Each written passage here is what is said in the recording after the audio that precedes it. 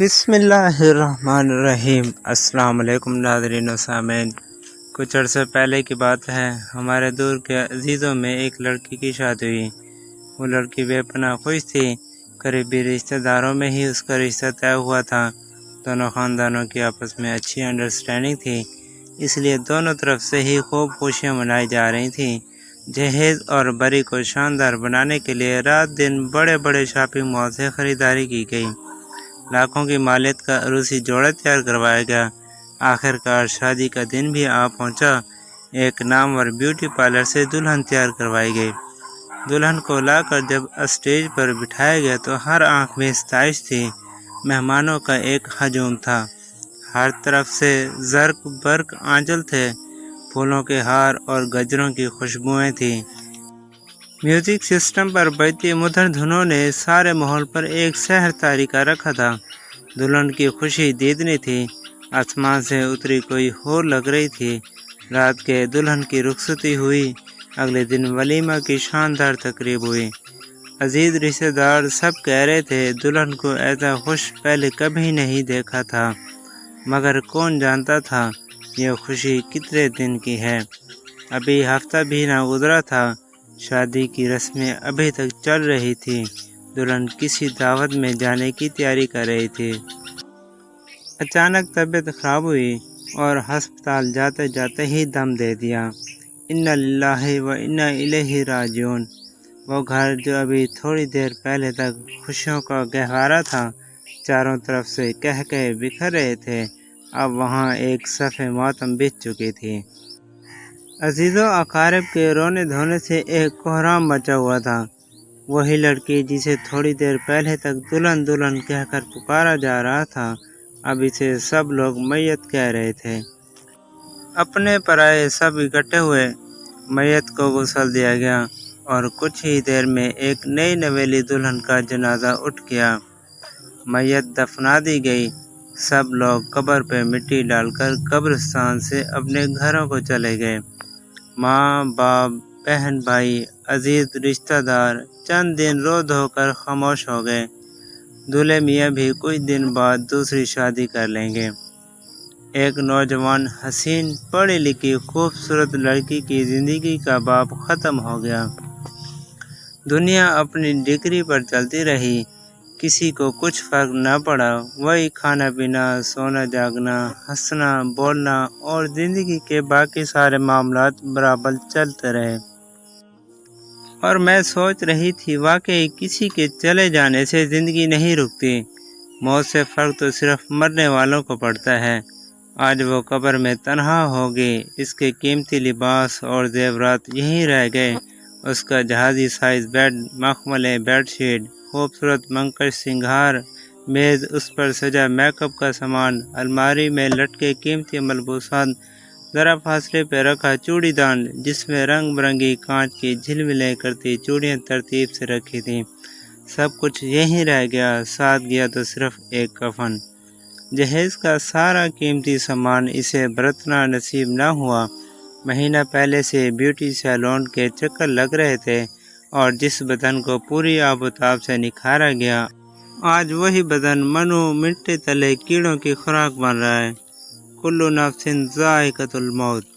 ہر نفس نے موت کا ذائقہ چکھنا ہے۔ یہ ہے اس زندگی کا اختتام جسے ہم پر ہر لحظہ سنوارنے میں لگے رہتے ہیں۔ لیکن ٹھہریے، بات یہاں ختم نہیں ہوئی، بات دراصل یہاں سے شروع ہوتی ہے۔ اگر صرف ایک ہفتے پہلے دلہن کو پتہ چل جاتا کہ شادی کے چوتھے پانچویں دن ہی اس کی موت آ جانی ہے اور پھر اسے آگے جا کر خدائے وحدہ لا شریک کے سامنے پیش ہونا ہے، اپنے ایک ایک عمل کا حساب دینا ہے، تو کیا پھر بھی وہ اپنی زندگی کے بچے کھچے دن ایسے ہی گزارتی؟ ذرا سوچئے، ایک شدید جھرجھری بدن کا احاطہ کر لیتی ہے جب ہم یہ سوچتے ہیں کہ ہاں یوں ہی ایک دن ہمیں بھی مر جانا ہے۔ موت سے کسی طرح فرار ممکن نہیں۔ اگر آپ اس کی جگہ ہوتی تو کیا کرتی؟ اگر میں اس کی جگہ ہوتی تو کیا کرتی؟ ذرا سی دیر کے لیے تنہائی میں جا کر سوچیے، اگر مجھے پتہ چل جاتا ہے کہ ہفتے بعد میری موت یقینی ہے تو میں کیا کروں گی؟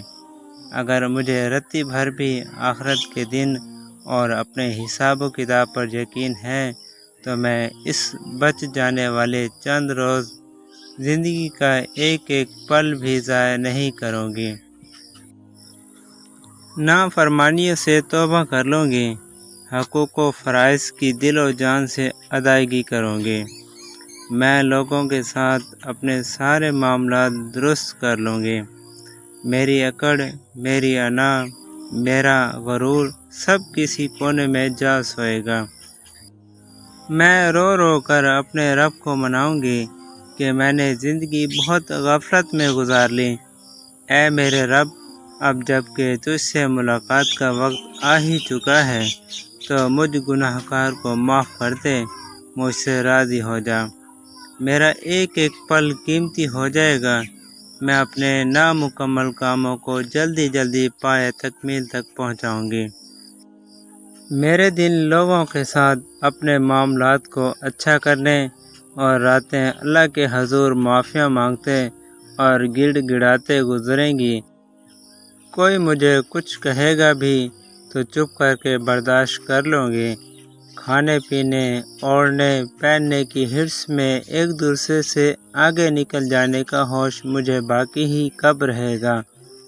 بس ایک ہی دھن ہوگی کہ میرا مالک مجھ سے راضی ہو جائے، مجھ پر کسی کا کوئی حق حساب باقی نہ رہے اور میں مرتے ہی اللہ کی بارگاہ میں سجدہ ریز ہو جاؤں، اللہ کے نیک بندوں میں شامل کر کے علیین میں پہنچا دی جاؤں۔ مگر یہ سب باتیں تو میں اس وقت کروں جب کہ مجھے معلوم ہو جائے کہ ہاں میری موت کا وقت متعین ہو چکا۔ عزیزان من، یہی تو ہم غفلت میں پڑے ہیں، یہی یقین تو ہمیں حاصل نہیں کہ آج کسی کی موت ہے تو کل ہماری باری ہے۔ ہم ایسے مطمئن بیٹھے ہیں جیسے موت ہمیں تو کبھی آئے گی ہی نہیں۔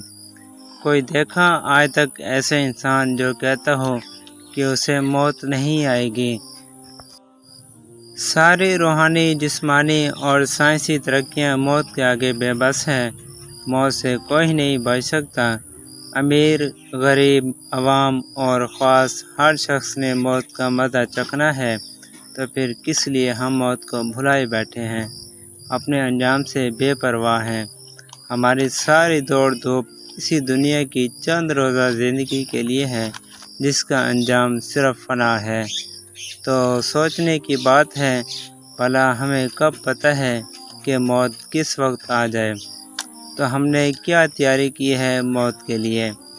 کبھی ہم یہ سوچتے ہیں آج جن چیزوں کو جمع کرنے میں وقت، پیسہ اور اپنی ساری توانائیاں لگا رہے ہیں، یہ آخر کب تک ہیں ہمارے پاس؟ کبھی خیال بھی آتا ہے کہ اس دلہن کی طرح ایک دن ہمیں بھی یہ سب کچھ چھوڑ کر اکیلے ہی اس دنیا سے چلے جانا ہے۔ کیا لوگوں کی موت میں ہمارے لیے کوئی عبرت نہیں؟ ایک بزرگ نے ایک جنازے میں شرکت کے بعد اس کی قبر کے پاس کھڑے ایک آدمی سے پوچھا کہ تمہارا کیا خیال ہے، اگر یہ شخص دنیا میں واپس آ جائے تو کیا کرنا پسند کرے گا؟ تو اس آدمی نے جواب دیا کہ یہ استغفار، نماز اور نیکی کے کاموں کے علاوہ کچھ نہ کرے گا۔ تو بزرگ نے فرمایا، فوت ہونے والا تو یہ کام نہیں کر سکتا، تم ضرور کرنا، لیکن حقیقت یہی ہے کہ اگر ہمیں کسی درجے میں بھی آخرت کا یقین حاصل ہو جائے تو ہم اپنی عمر کا ایک پل بھی ضائع نہ کریں۔ عزیزان من، مرنے والے کبھی اپنے پیچھے چھوڑے ہوئے اہل و عیال اور اپنے قیمتی ساز و سامان پر افسوس نہیں کرتے، بلکہ ان کا سارا افسوس اپنے وقت کے ضائع کرنے کا ہوتا ہے کہ کاش ہم نے اپنے وقت سے بہترین فائدہ اٹھایا ہوتا، کاش ہم نے اس آیت کو صحیح وقت پر سمجھ لیا ہوتا۔ اور دنیا کی زندگی سوائے دھوکے کے سامان کے اور کچھ بھی نہیں۔ کاش کہ ہم اس دھوکے کی حقیقت کو سمجھ لیں۔ آج ہمارے پاس وقت ہے، فرصت ہے، صحت ہے، تو اسے اللہ کی فرما برداری میں لگائیں۔ نمازوں کی پابندی کریں، فرائض کی ادائیگی کریں، نیکی کے کام کریں، اللہ کا ذکر کریں اور اپنے اخلاق کو بہتر بنا کر لوگوں کی نفع رسانی کا سبب بنیں۔ آخرت کی فکر کرنی ہے ضرور، جیسی کرنی ویسی بھرنی ہے ضرور۔ عمر یہ ایک دن گزرنی ہے ضرور، قبر میں میت اترنی ہے ضرور۔ ایک دن مرنا ہے، آخر موت ہے، کر لے جو کرنا ہے، آخر موت ہے۔ ویڈیو کو آخر تک دیکھنے کا شکریہ، چینل کو سبسکرائب کر دیں۔